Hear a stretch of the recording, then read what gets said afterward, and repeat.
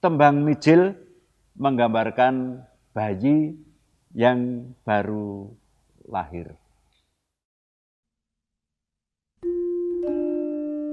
Lumiyating kang pelolu mares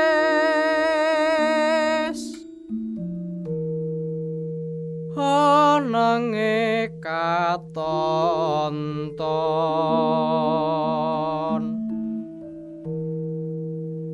nanggih wau dateng pepatiye